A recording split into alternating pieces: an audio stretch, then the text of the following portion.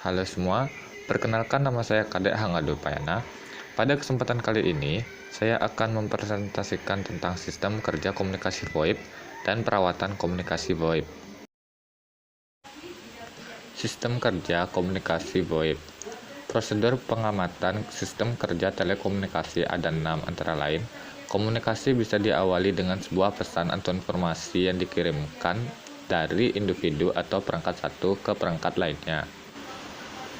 Pesan atau informasi tersebut kemudian dikonversikan dalam bentuk biner atau bit, yang selanjutnya bit tersebut akan di-encode menjadi sebuah sinyal. Selanjutnya, sinyal tersebut akan dikirimkan atau dipancarkan lewat media yang sudah dipilih oleh transmitter. Di sini diperlukan media transmisi seperti radio, optik, tembaga, dan lain sebagainya yang baik supaya gangguan selama disalurkan bisa dikurangi. Jika sudah, sinyal tersebut lalu diterima oleh stasiun penerima. Sinyal tersebut akan didekode dalam format biner atau bit yang kemudian diubah ke dalam pesan atau informasi asli supaya bisa dibaca atau didengar oleh perangkat penerima. Prosedur pengamatan dalam kerja sistem telekomunikasi yang menggunakan VoIP. Yang pertama ada Transmission Control Protocol. Transmission Control Protocol adalah protokol yang menjaga reliabilitas hubungan komunikasi secara end-to-end. Yang kedua ada User Data Protocol. User Data Protocol adalah salah satu protokol utama di atas IP yang lebih simpel jika dibandingkan dengan TCP. Yang ketiga, Internet Protocol. Internet Protocol memang didesain untuk interkoneksi pada sistem komunikasi komputer pada jaringan paket switched. Selanjutnya, perawatan sistem komunikasi VoIP. Perawatan adalah suatu aktivitas untuk memelihara, menjaga, dan mengadakan perbaikan atau pergantian yang diperlukan.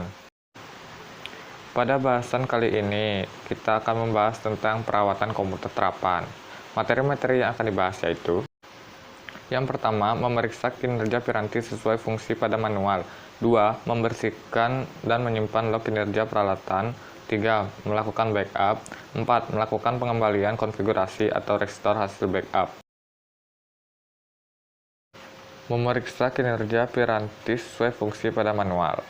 Memeriksa kinerja piranti sesuai fungsi pada manual sudah menjadi kewajiban setiap para pengguna dan tidak boleh dilupakan untuk selalu merawat komputer mereka dengan baik agar komputer tidak rusak dan hang. Berikut hal yang harus kita lakukan supaya kinerja piranti menjadi lebih baik. Sisi hardware. Pertama, konsentrasi debu pada peralatan atau piranti yang menempel di dalam CPU atau di luar CPU khususnya pada komputer. Bersihkan setiap 1 minggu sekali secara rutin. Kedua, pemasangan periferal apakah benar kokoh atau tidak. Ketiga, pemasangan soket yang benar pas atau tidak. Keempat, power supply apakah masih baik atau tidak serta daya listriknya stabil atau tidak. Yang kelima, listrik apakah stabil atau tidak. Seringkali listrik drop atau mati sehingga komputer mati mendadak tanpa di shutdown. Gunakan staf volt, stabilizer, atau UPS. Selanjutnya, sisi software.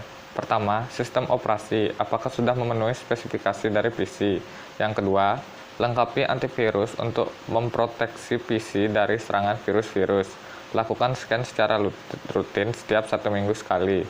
Ketiga, uninstall software yang tidak perlu. Keempat, defrag hard disk.